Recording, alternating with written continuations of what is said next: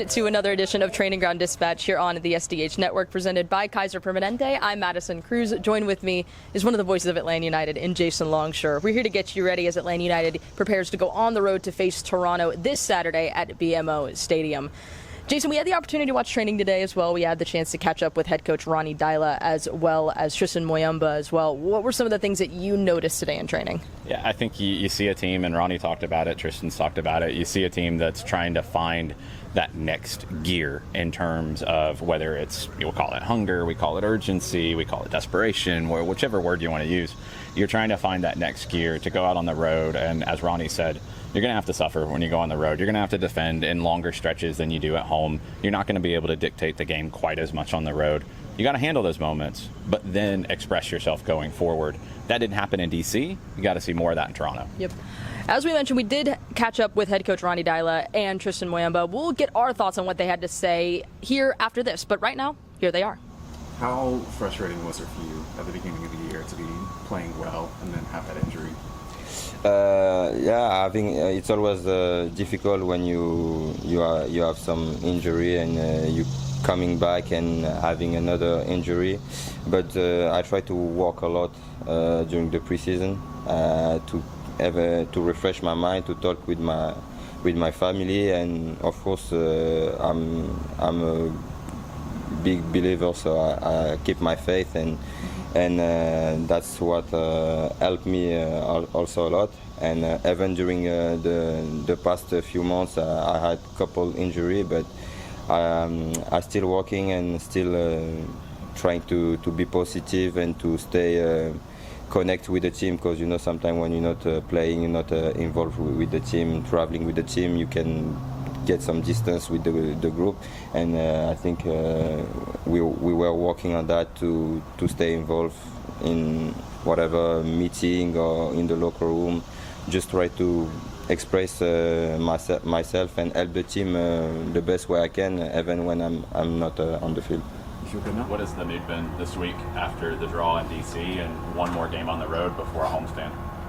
The idea is to go to Toronto with a clear match plan and to go there for get the 3 points, and after that we will start to think about the next couple games at home, and we know we have to be really tougher at the bench.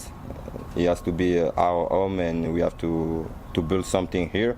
But the most important thing is the next game in Toronto, and I think we have to stay locked in on this game and do our best to get the 3 points. Ronny's talked about it a lot, keeping possession to keep a little more control in matches. How has that gotten away from the team in your mind, and what can you do to fix it? I think it's moving the ball faster. Moving the ball, it depends about the pace of the passes, about the distance between each other, and also shifting the ball from side to side. That's one thing we try to work a lot on it, coming from one side to the other side, and put number into the box as well. So yeah, that's all the kind of things we want to do for the next game. Yeah. In building that identity that you want to see out of this team, do you feel like you got some building blocks in the defensive effort in DC? Yeah, as I said, I loved what Efra coming in with. I think he made also Luis now played maybe his best game this season. So those two were really, really good. So improvement with the fullbacks also in some aspect of the defense part. So and Brad get finally a clean sheet. That's good for him and his confidence. So it's things to bring and take with you into the next game. I wanted to ask you too about Will's role in playing in that holding midfield. How have you seen his development at this level this season? He has developed a lot because I think his own words was that I didn't have the level when I come in and train in January. I understand that I need to work really, really hard to get just to be allowed to train with the team. And now he is in a position that he fights for a position to start games, and he also has started games. So that's it's a success story that we have to be very, very happy about. But first of all, it's about him what he brings in every day and how structured he is and how determined he is to succeed. That is, that is priceless to have in team, and that's what we talk about. We need more players that have that determination that he have. What are some of the challenges that Toronto brings to you guys heading into Saturday's match? They are a hard-working team, organized. There's no stars there, superstars that think they are bigger than their team, and that is always dangerous to meet. So they are a team with a big T, and they have also legs in the team. So the intensity will be totally different than it was in DC. So at the same time, that can suit us very good. But we need to be ready for that intensity that we have to take up, and that means we have to move the ball quick.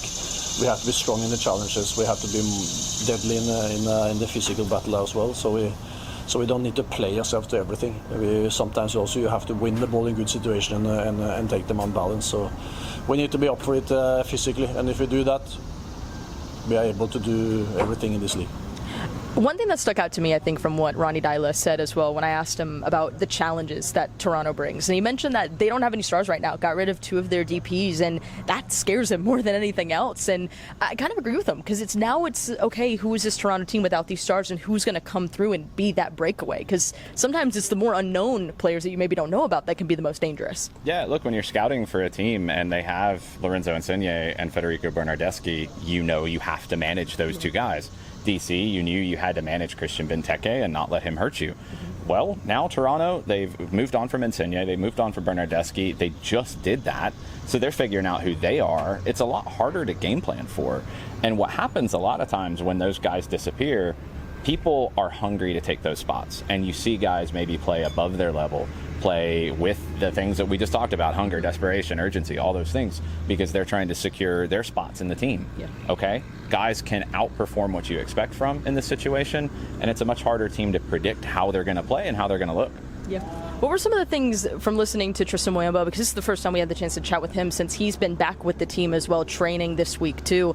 What are some things that stuck out to you from what he had to say heading into Saturday's match? Yeah, I've really felt for Tristan, because I think he started the season playing extremely well. He got back to that form of when he first arrived here in Atlanta, and he talked about it today, he's talked about it before, dealing with a season that was frustrating for him. He had injuries last year as well, and really kind of getting back to the basics with his family, preparing in a different way in the off season. It paid off, and then he gets hurt, and it's so frustrating as a player when that happens. I think you're going to see more from him right now, because going back to what we've talked about, it's been the theme of this. He wants to get back into this team. I asked Ronny Deila about Will Riley and what he's shown. Well, Will's competing for that spot. Tristan's competing for that spot. Mateusz Klich is competing for that spot. Bartosz Slisz is competing for that spot. Jay Fortune's out, so that's changed the pecking order. Now you've got 4 guys for 2 spots. They're all capable of starting. So for Tristan, I think it's motivation, but it's also you're getting back to where you started the season, and you want to play the way that you started. Play his game. His game is different than Will's. It's different than Klicky's. It's different than Slisz. He gives the team a different skill set. He's got to be himself, but also beat out the other guys for time. And that's what Atlanta United needs to do this Saturday, is they need to beat out Toronto as well, as they head back their last match on the road before we get a homestand here at Mercedes-Benz Stadium next week. But Saturday at 7:30 p.m., Atlanta United is going on the road to face Toronto FC. I'm going to have the pregame show alongside Abe Gordon for you on 92.9 The Game and the Odyssey app. That's going to start at 6:30 p.m., and then we'll toss it over to the voices of Atlanta United in Mike Conti and Jason Longshore. They're going to be over at BMO Field to get you ready for the matchup as well. That's going to be around 7:40-ish around. But yeah, it's going to be a great time in Toronto, and make sure y'all tune in.